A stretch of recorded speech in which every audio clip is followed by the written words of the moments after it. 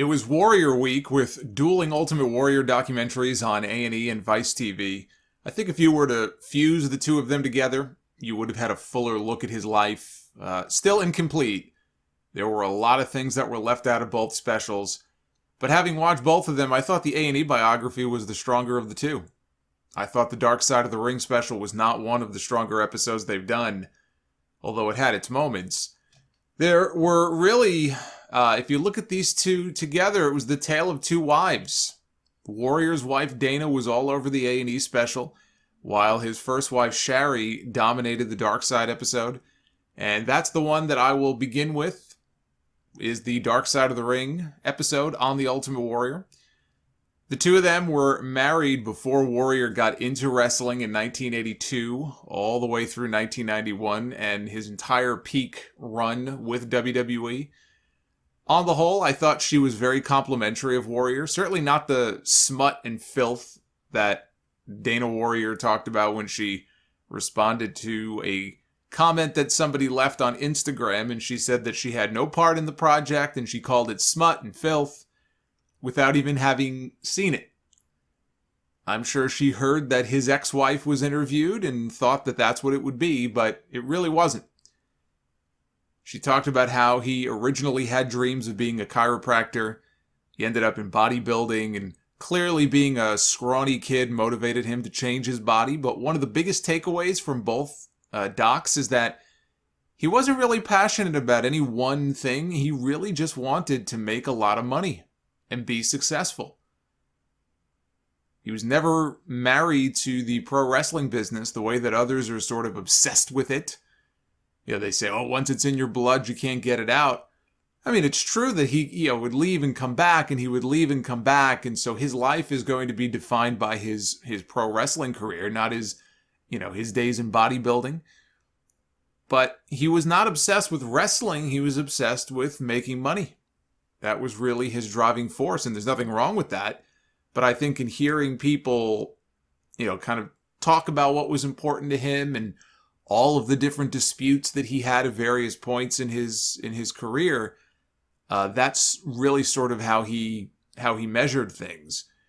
They covered he and Sting coming together as a tag team in wrestling. Jim Cornette talked about how awful they were early on in Memphis. And he made it very clear from the get-go he was not a fan of the Ultimate Warrior. In case you were wondering what his opinion of the man was, wonder no more. They went to Mid-South, which is where they had their run as the Bladerunners, and Jim Ross just buried the shit out of him, saying that he's never met or seen a wrestler with less ability than the Ultimate Warrior. They interviewed David Manning about Warrior's time in world class as the Dingo Warrior. Manning was a referee, promoter, and booker for Fritz von Erich. Nobody knew what the hell a Dingo Warrior even was. When he got to WWE in 1987, Shari says that Vince McMahon did not like the Dingo Warrior name. Of course he didn't, because he didn't know what the fuck it meant. Can you blame him? So he ends up as the Ultimate Warrior, which is a much better name. He's the Ultimate Warrior from parts unknown.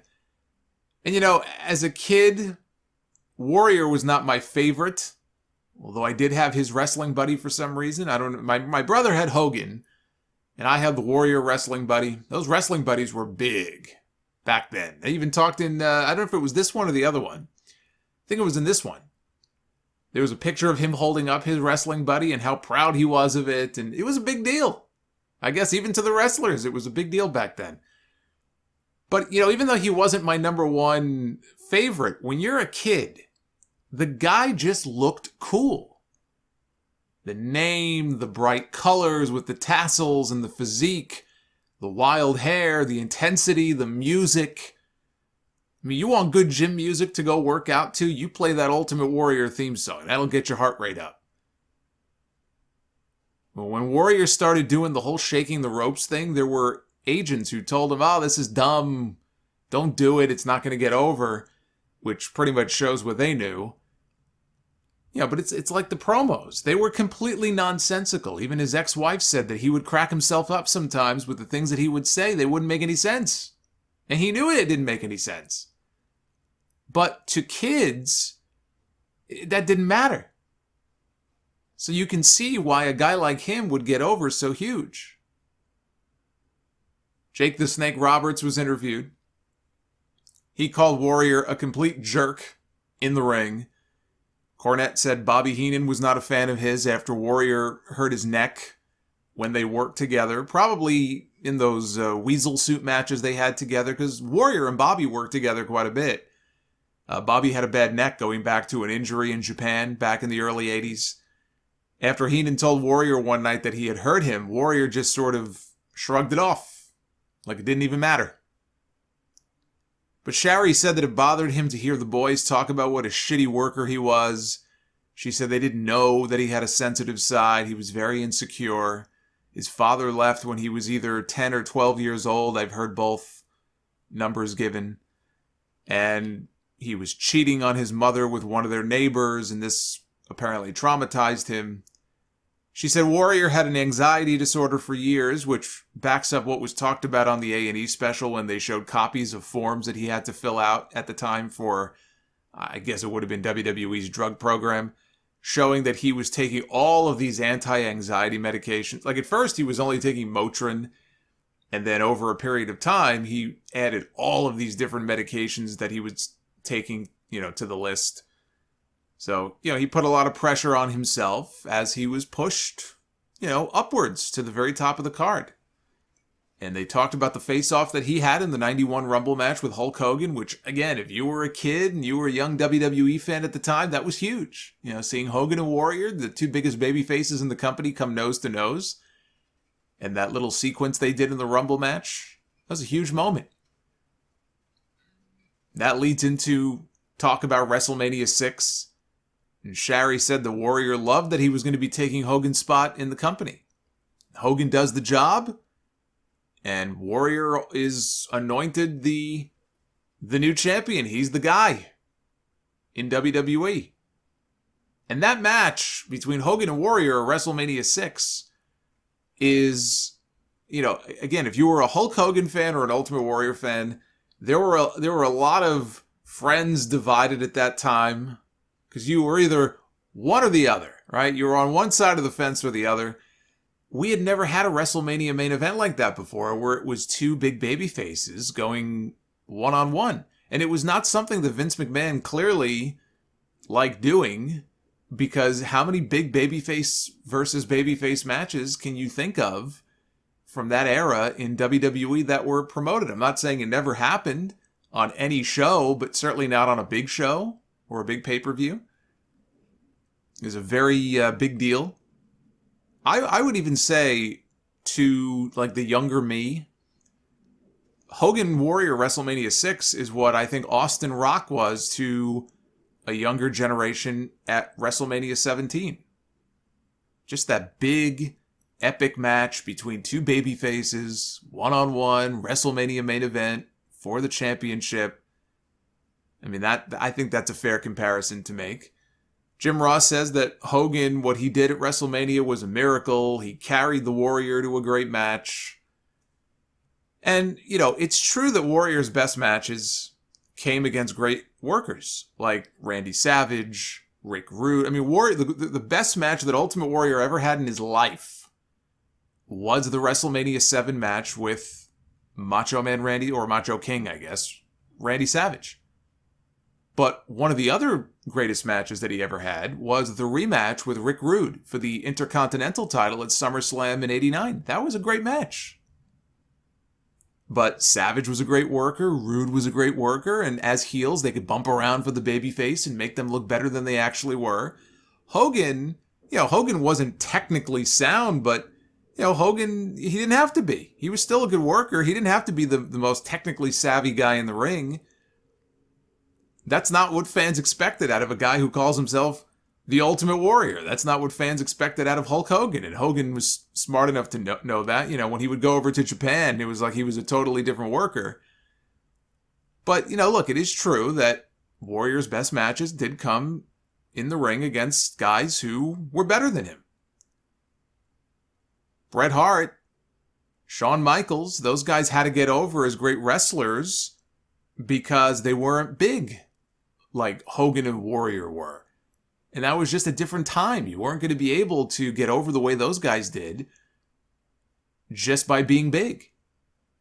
For better or worse, expectations changed over time. So it was a lot harder for those guys, I think, to kind of get over and get to that level because they were always being compared. And it's probably the same way today with wrestlers who are always compared to Austin and Rock and Michaels and Brett, or people that they remember as being big when they were younger, or that they remember when wrestling was hot in the late 90s. So that's why it was a case where Bret Hart and Shawn Michaels, they had to be technically sound because they were only 6 feet tall. If that in some cases. Hogan, Warrior, these guys were jacked to the gills. They didn't have to worry about that. They just had to look the part. They looked like comic book characters come to life. But I do think Warrior deserves a little more credit than some of these talking heads give him. Because even though he was in the ring with these, great workers or very good workers, he's still got to know what to do in the ring. You can't have 2 left feet. He played his part well. He held up his end of the bargain, and he was part of those matches, just like Macho Man was and just like Rude and Hogan were. The Warrior was on the other side of the ring. So I will defend him to a degree and say that I do think he deserves a little more credit than a lot of people give him. Now, after he won the championship from Hogan, Shari said that he changed for the worse. He seemed altered. She would call his hotel room. He wouldn't answer. So he would have the hotel do a wellness check. And they would say, oh, he's there. He was just sleeping. And she called back one time and he answered the phone and she heard a woman's voice in the background. And she just lost it. And then she checked his day planner and found the names of women for each town that he was in, which then led to her serving him divorce papers. And Dave Meltzer was interviewed, and he said that now he didn't say this on the special, although he was interviewed on the A&E special, but he had mentioned that the woman that Warrior mostly traveled with the year that he was champion, which was 1990, was the future Melanie Pillman. So it may well have been her, the female voice that Shari heard in the background. I mean, the timeline would match up. It's certainly possible. But I remember reading that years ago, that Warrior dated Brian Pillman's future wife. And then after they broke up, he would still call and pester her. He could not understand how she would leave him to be with a small man like Pillman, who at the time was basically a cruiserweight. He was a light heavyweight in WCW. And Pillman apparently wanted to fucking kill him for it. And never had the chance because they never worked in the same company at the same time. I guess in 96, I guess that would have been the closest that they came, right? Because Pillman signed with WWE in probably June of 96.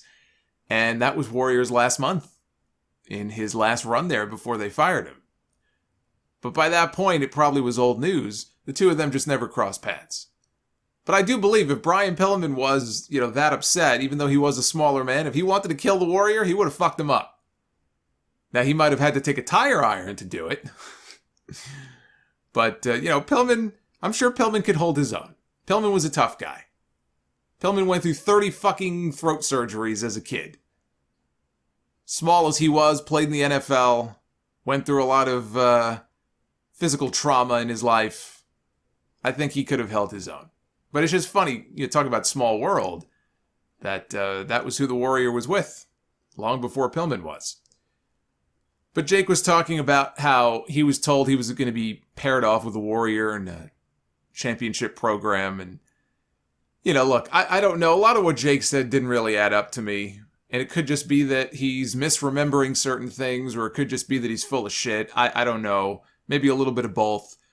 But, he talked about one story where Vince McMahon said, yeah, you're going to work with him, but you got to go get Warrior's blessing first. Go get his permission. He had to go to the locker room to get Warrior's blessing to work with him, which that doesn't make any fucking sense, but okay, let's go with it. And he claims that he went into Warrior's private dressing room and Warrior was completely just negative on the whole thing and basically yelling at him and talking down to him and saying, I don't care about you or your family or, anything like that. I just care about me. And I want to make sure that my shit is taken care of. And he threw Jake out of the dressing room, and all he cared about was money. And I have a very hard time visualizing this in my head, but this is what Jake claimed. This is what Jake says is the source of his, or was the source of his hatred for the Warrior. He said it was like somebody pissing in his mouth. Can always rely on Jake Roberts to come up with the very classy analogies. But he wanted the run. He wanted to work with the Warrior because he knew that for him, it was going to set him up. It was going to make a lot of money. It was going to be huge for his career. And he says it was all set for after SummerSlam. But again, the timeline just doesn't work out. If he's talking about a championship run, Warrior, by the time he was seemingly being programmed with Jake, Warrior wasn't the champion anymore. This was like a year later. They did do the vignettes in the summer of 91, which was what led to the Jake heel turn, where Warrior had come to him for advice, and he made Warrior do these weird, things to learn the ways of the Snake Man or whatever. And remember the fake snake that bit, Warrior on the cheek? This is what led to the Jake heel turn. It did seem like they were setting up to work together, but by that point, Warrior was not a number one. He was not the champion. It was never going to be the very top program for the title. So I think Jake is just getting his lines crossed up there. But even though his first marriage was over, it was not, acrimonious. He still confided in his first wife because he felt that he could trust her. And obviously he had major trust issues with a lot of people, and she was still someone that he felt he could trust. And he confided in her about the letter and showed her the letter that he was preparing to send to Vince McMahon. He wanted to lay down an ultimatum to Vince that he felt he deserved to be paid exactly the same thing that Hogan was paid, which was in excess of $500,000. And a few weeks later, Vince agreed to all of his terms, which is true. There is a copy of the letter online that I think came out during later litigation between the two sides. Vince McMahon had agreed to everything the Warrior had asked for, every demand. But the only reason he did that was because he wanted him in the ring the following month, as scheduled, for the SummerSlam main event that he was already advertising. It was going to be Hogan and Warrior together against Sergeant Slaughter, Colonel Mustafa, and General Adnan. And the plan was get him to the garden, get him to the ring, let him do the match, and then I'm going to fire his ass. And as Warrior brawled to the back before the finish of the match, he came through the curtain, and as the story goes, McMahon handed him a letter, and he didn't really fire him. It was really technically a suspension, but that's the story that Vince McMahon tells anyway. Couldn't wait to fire him. That's what he said on the A&E special. I couldn't wait to fire him. But the thing is, Vince McMahon told everybody that Warrior held him up the night before the show. And that is not what happened at all. That is absolutely false. That's how it was portrayed on the A&E special. But, see, that's the drawback of the A&E stuff. You get the WWE sanitized version of events as gospel.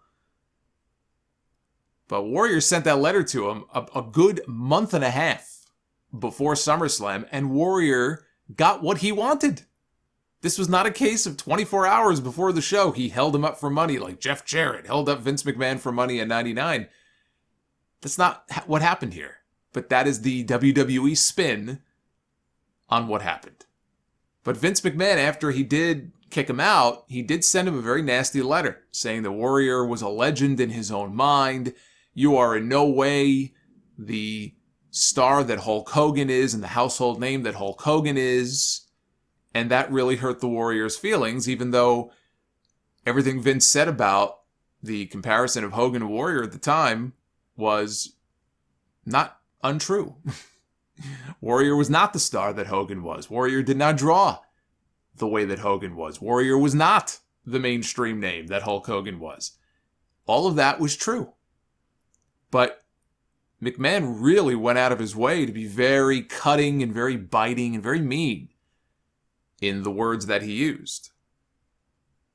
It's like, you can find really mean, nasty things to say to somebody. If you know somebody is very self-conscious, let's say about their weight, especially a woman, right?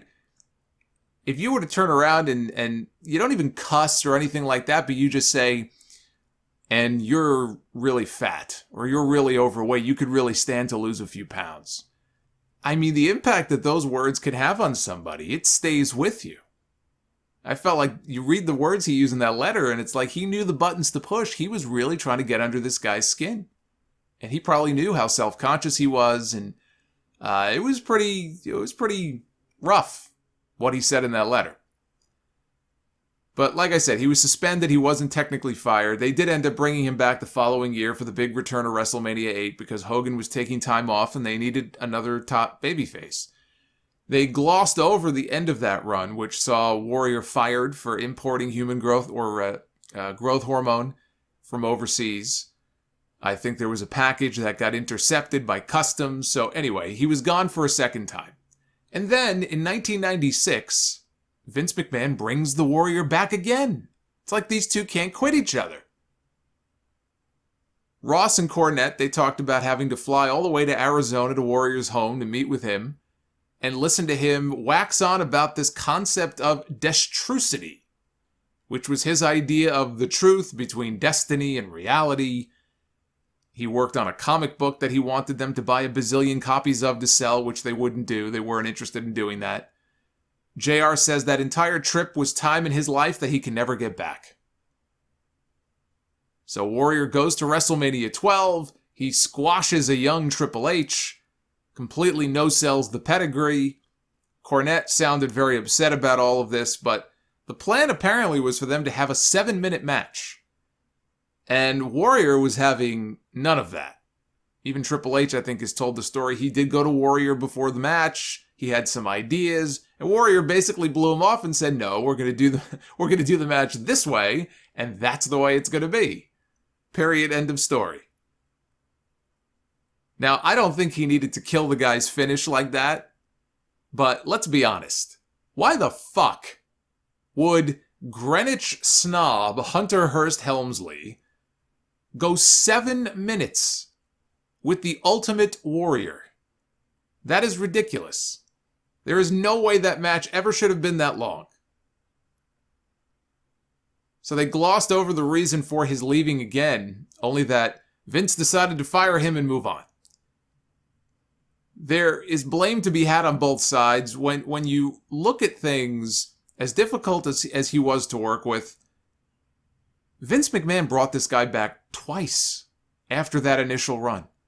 And he tried to do it a third time in 1997, which never happened and was not mentioned in either documentary. But I know David Bixenspan, he included a copy of the letter a couple of years back in a Substack newsletter that he has called Babyface v. Heel. A little over a month after the Montreal Screwjob, Vince McMahon sent a letter to the Ultimate Warrior offering him a guaranteed $750,000 a year, plus royalties and a max of 14 days of work per month to come back to WWE. What's funny about that is that was only, 3 months, maybe 2 or 3 months after Vince McMahon had gone to Bret Hart and said, "Look, I'm going to breach your contract because I can't afford to pay you. So I'm going to give you my blessing to go negotiate with Ted Turner and Eric Bischoff to go to WCW because I can't pay you." But of course, once Bret made the deal, Vince came back to him when they actually started making money because they jacked up the price of their pay-per-views when they went to 3 hours every month. And he said, "Oh, I can afford to pay you now." And Bret was like, "I already made the deal."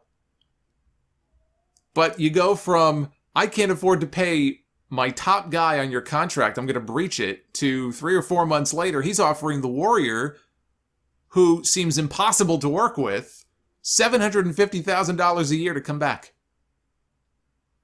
I cannot even imagine what a shit show it would have been having the Ultimate Warrior coexist in the same locker room with drugged up Shawn Michaels as the champion. Can you imagine those two jockeying for the top spot in the company at the same time when Shawn was just in the midst of all of the issues and all of the bad things he was doing at the end of 97, beginning of 98? Years later, in a deposition, Vince McMahon was asked, "Why did you go back to the Warrior again in 97? And he said, "I don't know. I guess I'm a glutton for punishment. Yeah, you think? He's as nuts as the Warrior was.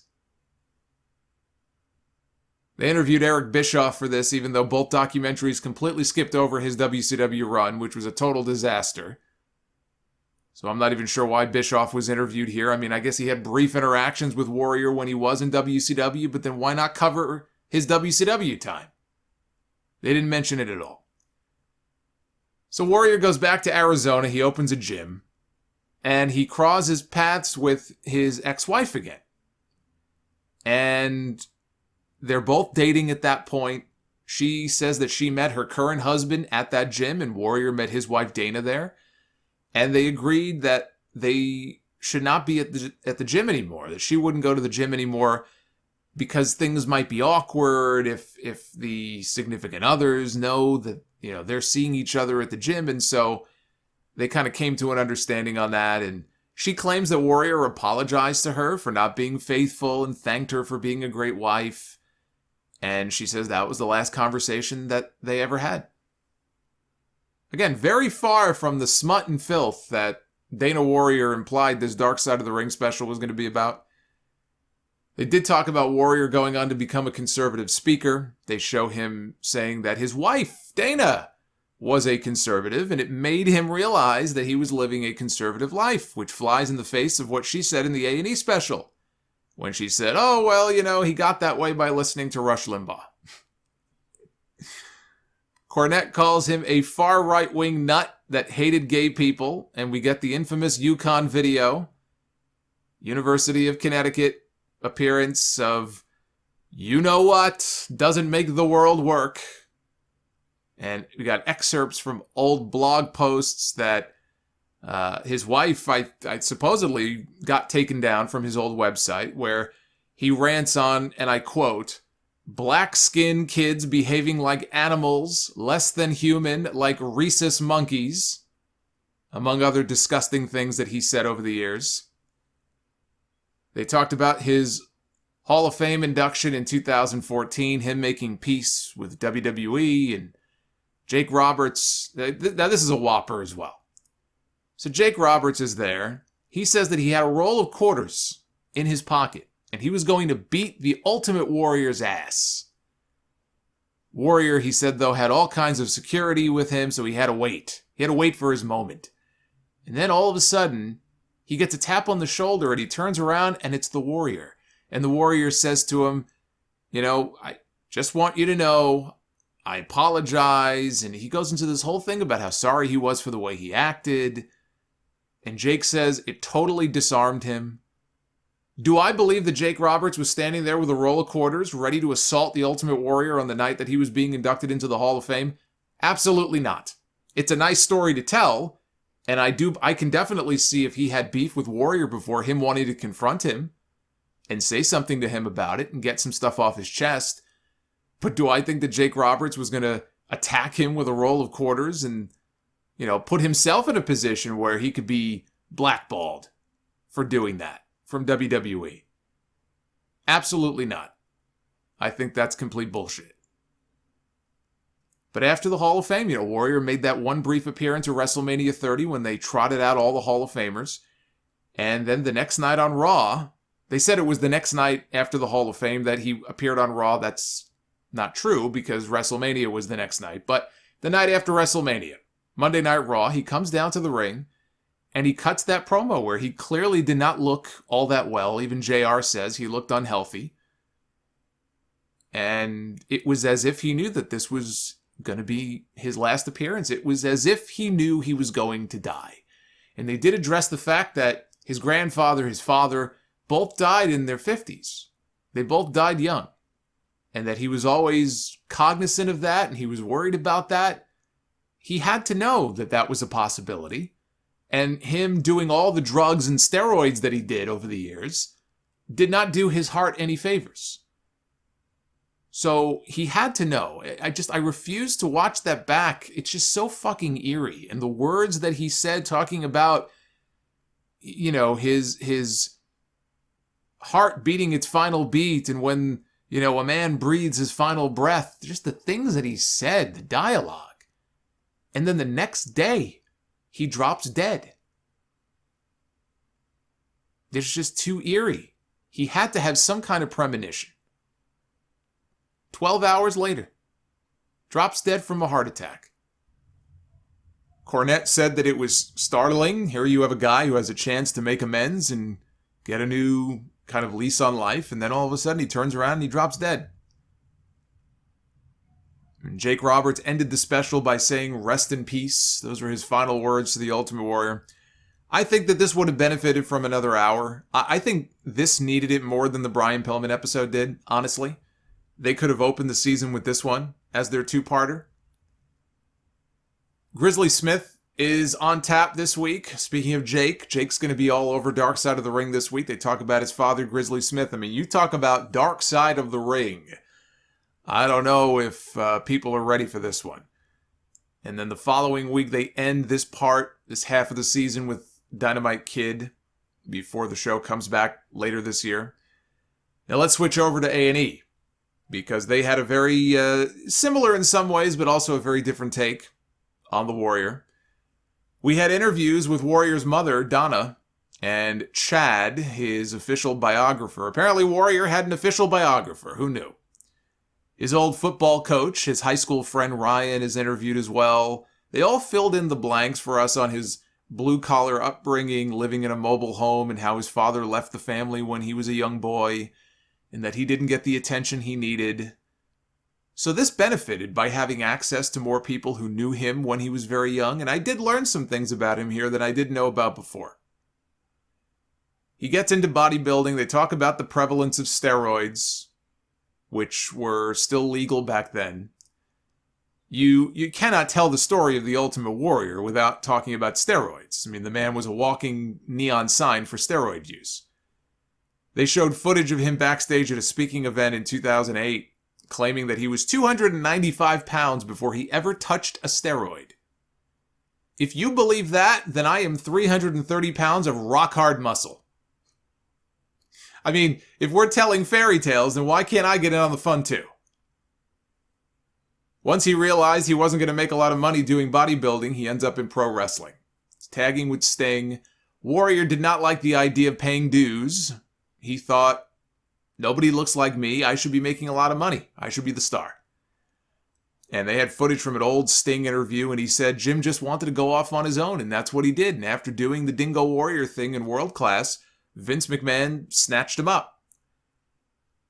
Now, one of the talking heads in this special was a guy named Scott Yeager, who was listed only as podcaster. It's the only thing they put on the screen to identify him. Didn't even say what kind of podcast he does. Podcaster. I didn't know that was the only credential that you needed to be on one of these things. There's hope for me yet. They talked about Warrior feuding with Andre the Giant and how that means that you're going to be pushed up, to the top of the card when you feud with Andre. And working with Andre makes you a household name if you win. And Sam Roberts talked about Hulk Hogan slamming and pinning Andre. That was what set Hulkamania in motion. And I laughed. Come on. I mean, again, that's the WWE version of events. Hogan was he was already the champion for a number of years by that point. He had already been a major star, even outside of WWE. Vince McMahon mainstreamed Hulk Hogan, but even before Vince McMahon got his hands on Hulk Hogan, in wrestling, he was a major star. Once Vince got him, 84, 85, the stuff with Mr. T and Cyndi Lauper and WrestleMania, he was co-hosting SNL and all the stuff that he was doing, he was already a mainstream name. So, yeah, again, the idea that it was pinning and slamming Andre that's what launched him into the stratosphere is comical.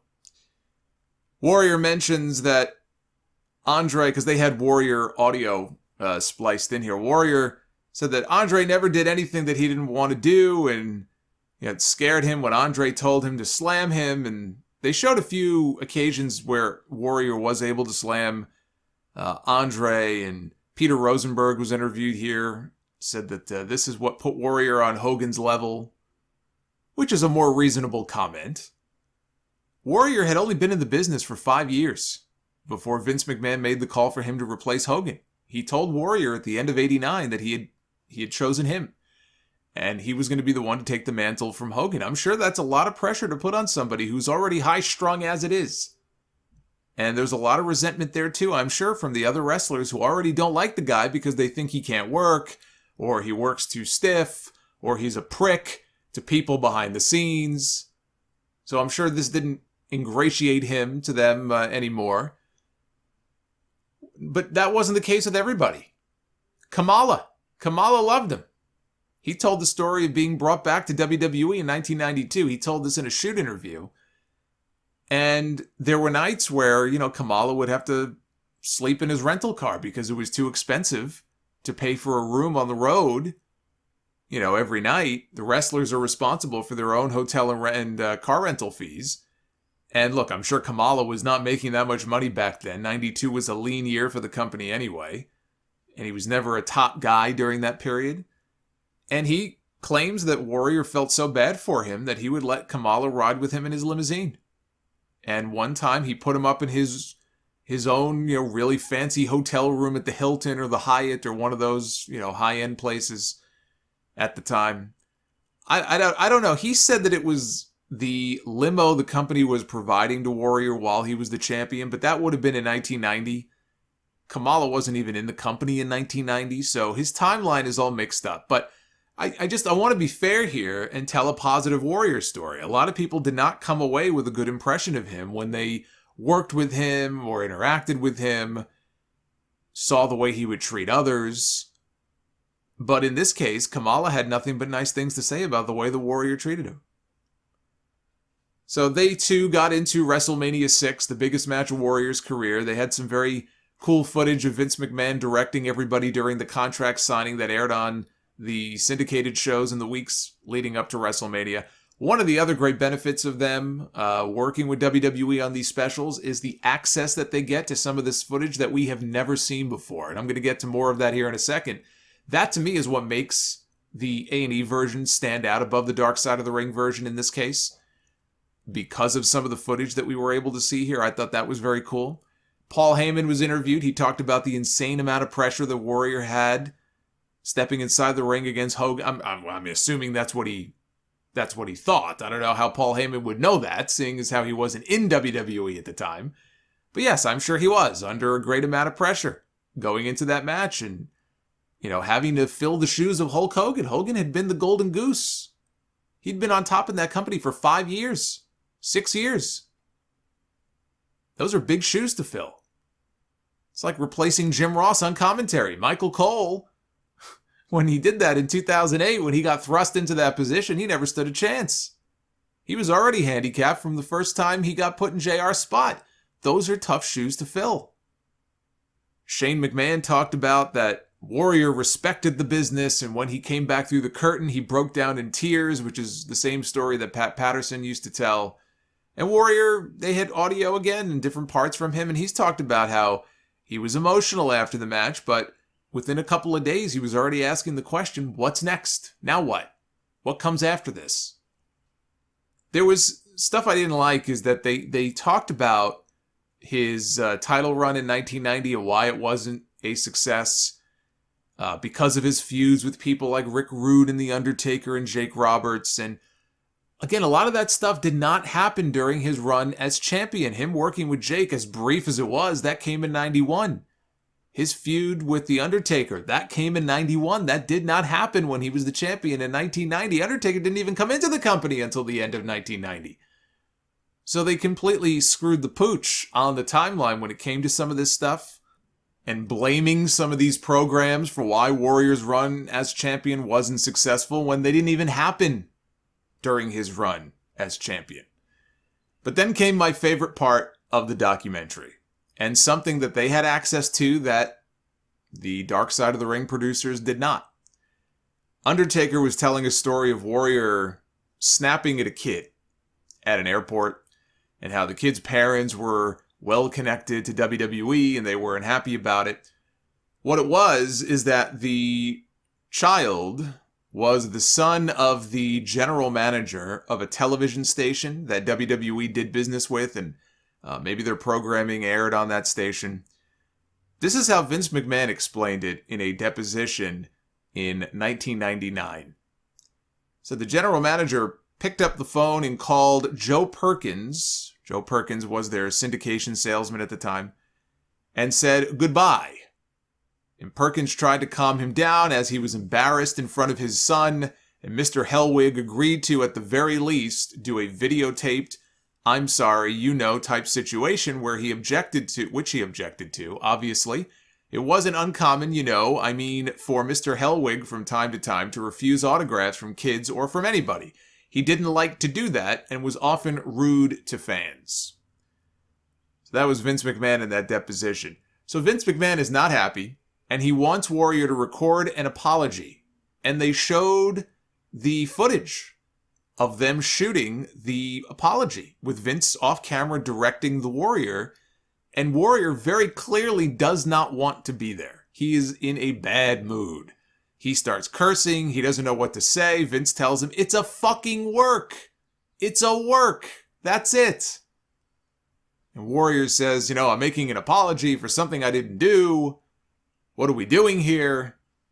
And he keeps getting flustered and keeps, you know, fucking up and telling him, okay, start rolling again. And they try again and again. And finally, he gets it right. And he storms off as Vince McMahon thanks him. Thank you, Jim. Thank you, Jim. And he storms off.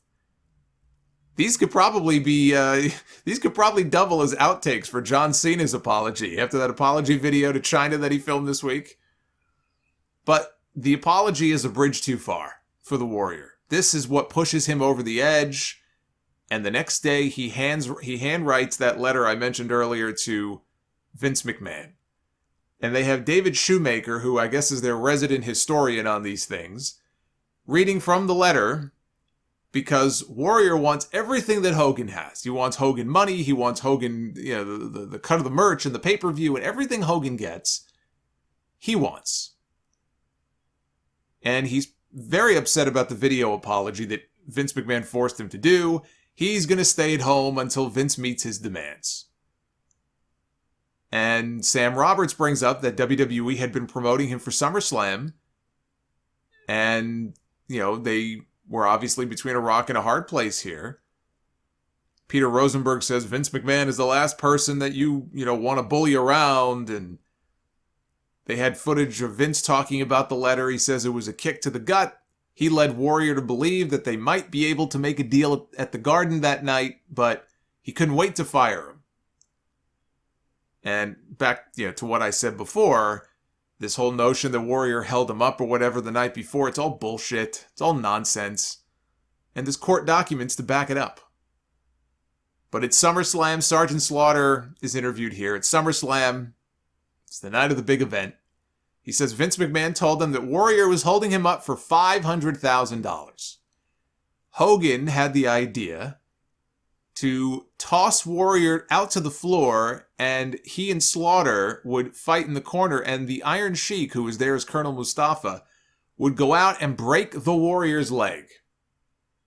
But Vince McMahon ended that talk right there. He didn't want a lawsuit on top of everything else. Again, this is Hogan, so it probably didn't happen. But instead, Warrior grabs a chair, and he chases Mustafa and Adnan to the back. Hogan and Slaughter finish the match in the ring. And once through the curtain, Warrior is told that Vince McMahon is waiting to meet him. Again, either that or he was handed a letter. I always did think it was very strange how Warrior didn't come back out after the match was over to celebrate. Instead, it was Hogan and Sid Justice, who was the referee, celebrating to end the show. Warrior never came back out. And that's apparently because he was handed that letter that basically suspended it. But in that letter is where Vince said, you are a legend in your own mind, and he suspended him for no less than 90 days. It showed that Warrior just didn't understand as performers sometimes. They believe in their own persona so much they can't tell the difference between the two. And there was a lot of discussion here about how Vince McMahon's approval meant so much. And The Miz. I mean, almost you could have timed it. They're talking about how people are always, Vince McMahon's approval, it's so important, and they show the fucking Miz. I'm like, of course they do. Of course they show the Miz. So the Miz comes on screen and, you want Vince to say that you did a good job. It means so much. And Vince McMahon says that he and Hellwig had an unusual relationship. They were both nuts back then, but Vince says, I'm not nuts now. I would debate that point. But that's for another day. Vince is asked the question, did you think of the Warrior as a son? Did you ever look at him as like being a son? And Vince McMahon says, no, I have a son. He didn't say who that son was, of course, his son being Paul Levesque. But anyway, he said, yeah, no, I have a son. I didn't look at him as a son. Sam Roberts is not so sure that if Vince didn't realize the Warrior may have taken that letter less as a boss being mad, but more as a father saying that I like this guy more than I like you. But Paul Heyman says the entire world of wrestling changed in 1992. Steroid use and distribution was illegal, and it was seen as, very scummy and immoral, and Hogan was going to be taking some time off, and Vince goes back to the well, and he brings back the Ultimate Warrior, WrestleMania 8. Huge reaction when that music hit and he stormed down to the ring. It was a great moment, his return to WrestleMania that year. But it was right in the middle of the whole steroid scandal, and he was noticeably smaller. Like, who put Warrior in the dryer and forgot to take him out? Smaller. Still in great shape, right? Still, got muscles and everything. He's not like a string bean, but you compare Warrior in 92 when he came back to Warrior in 89, 90, big difference. And in 92, there's a package that gets intercepted that was addressed to the Warrior's driver, and it contained growth hormone. Bruce Pritchard mentioned that Warrior had failed the drug test, actually multiple drug tests, and Warrior himself admitted to failing them. And each time he takes the test, he has to list what medications he's currently taking. And the first time it was just Motrin. And by the time you got to October of 92, it's just this laundry list of medications for depression and anxiety and insomnia. And by November, he is fired for violating the drug policy. He and Davey Boy Smith both were fired because Vince, look, they knew the heat was on them from the government. All eyes were on them. Vince McMahon has never been more serious about his drug policy than he was in 1992. And if you need any more evidence of it, you just look at a lot of the physiques, and not just Warrior. You look at a lot of the bodies and a lot of the physiques and how they changed in that period of time, and you could tell how serious they were. The steroid Dark Side of the Ring special later this year is going to be very interesting, how they cover that. But Warrior moves out to Scottsdale, Arizona, and legally changes his name to Warrior so that WWE can't stop him from using it. He starts a school, Warrior University. Oh, I remember those commercials. Warrior University. Dana saw that there was a new gym coming to town. I don't mean Hellwig, I mean an actual gym. And it was owned by the Ultimate Warrior. And she, walked in with her resume, and it's like love at first sight. They both looked at each other, and it wasn't long after that they ended up getting married. They talked about in June of 96, Warrior's dad dying, and his biographer, Chad, mentions that they were not very close, but it hit Warrior hard. And around that time, he started missing shows. That's just something you don't do. Vince McMahon is, there's footage of Vince from 05, I think it was, talking about, Warrior hadn't seen his father in a decade and didn't care much about him, so it was a very weak excuse. You don't miss shows. That's like the cardinal sin in our business. And so he terminated him. And that's a very simplistic way of looking at things. For the end of his run in 96, Warrior did not start no-showing events because his father died. He had already no-showed at least 2 or 3 events before his father passed away. It was business. He pitched a fit over a licensing show where WWE was using his Always Believe slogan on some of their products, and he felt that belonged to him, and he wasn't being paid for it. He had trademarked the slogan, I think, only a few weeks before that. And look, if they were doing that, then that's fine for him to be upset, but it was after the licensing show that he started to no-show dates. Not because his father, who he was estranged from, not because his father passed away. So the producers asked Dana where he got his very strong political views from at that time. That came after that, when he started making speeches and going around talking at schools and such. And she says, well, she was kind of hemming and hawing, and talk radio was big at that time, as if it isn't big today. But talk radio was big at that time, and Warrior was really into Rush Limbaugh, and they just kind of got each other, and it was on all the time in the house, which I'm sure it was, but that's her reasoning for why all of a sudden we got the conservative Ultimate Warrior making all of these speeches. Blamed it on Rush Limbaugh. And they did air video, and I wasn't sure if they would do this on the A&E special. So I was pleasantly surprised that they did address the Yukon lecture when he was in the conservative speaker phase of his life. But they also showed highlights of some of his very, in some cases, very unsavory blogs at that time. And he talked about prejudice is not racism, prejudice is not bigotry. I am exercising my prejudice, not racism or bigotry. And another blog post where he said, every one of your American lives is worth more than the entire population of Iraq. I can relay a personal experience here because Warrior was invited by the Young Republicans to speak at Hofstra University on Long Island in 2004. And I, like a lot of other people, heard that, the Ultimate Warrior is coming to Hofstra. And I didn't even know who was hosting the event or anything like that. I said, I'm going to go listen to this guy speak. Is this what he's up to these days? Let's go see what the Ultimate Warrior is up to these days. And it's an experience I'll never forget, being in that little auditorium, which was not really that packed. I mean, there were a decent number of people there. But it was it turned into a very contentious lecture, shall we say. It got off to a bad start when one of the first questions he had for everybody was, how many of you have read the great books of the Western world? And I don't remember a single hand going up. Maybe one or two did, but nobody raised their hand.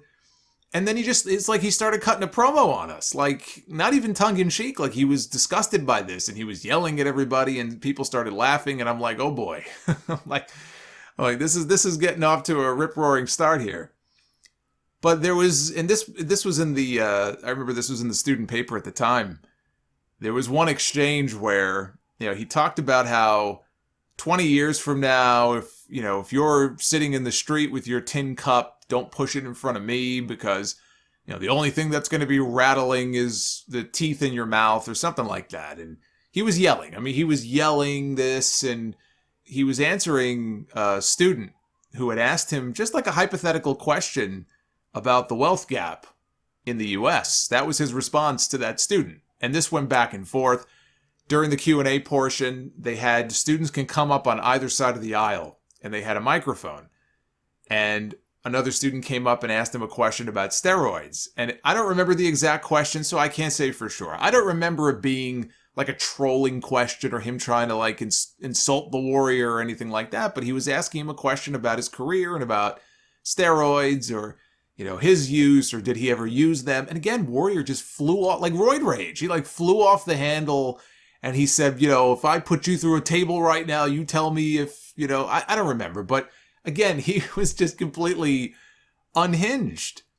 But then yet at the end, when people started coming up to take pictures and shake his hand and stuff, he had this big cheesy smile on his face, like he was looking like a used car salesman, and he looked like the nicest guy in the world.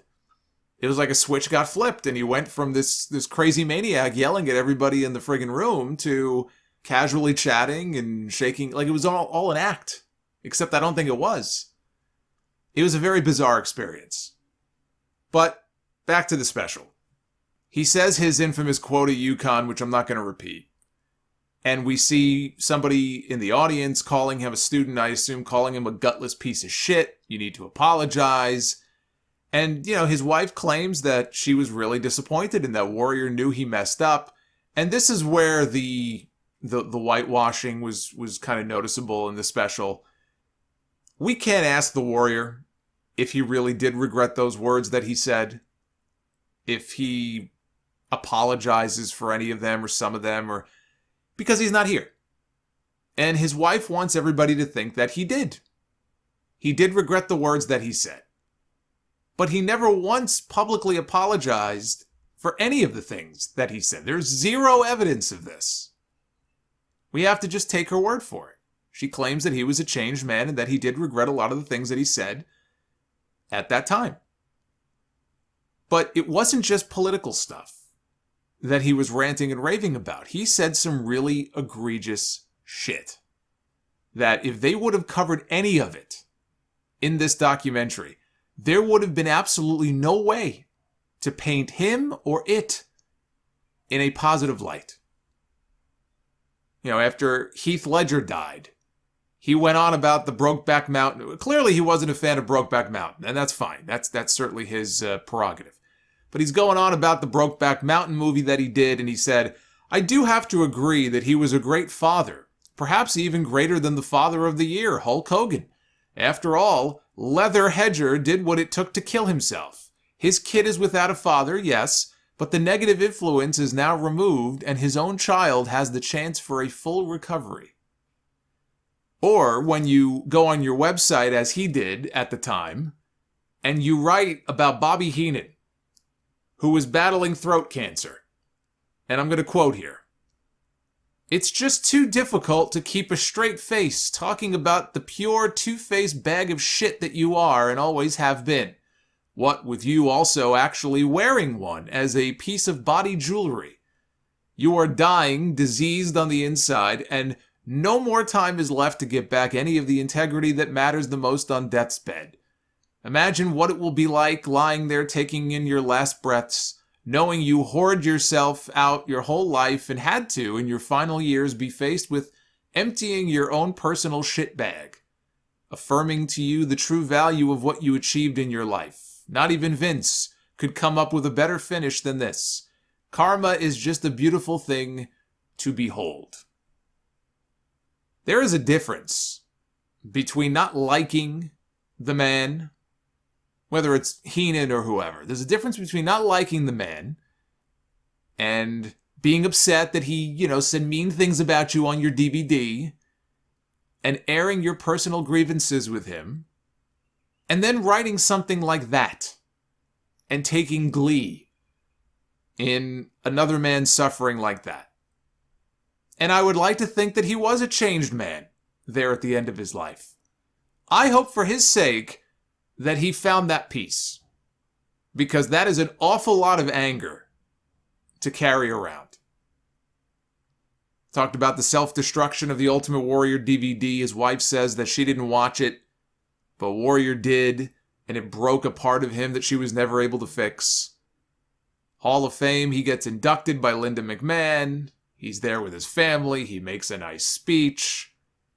Chad, the biographer, talks about how WWE had tried for years to get the Warrior into the Hall of Fame, and he always said no. And Vince McMahon says that for whatever reason, this year was the year that the Warrior decided to say yes.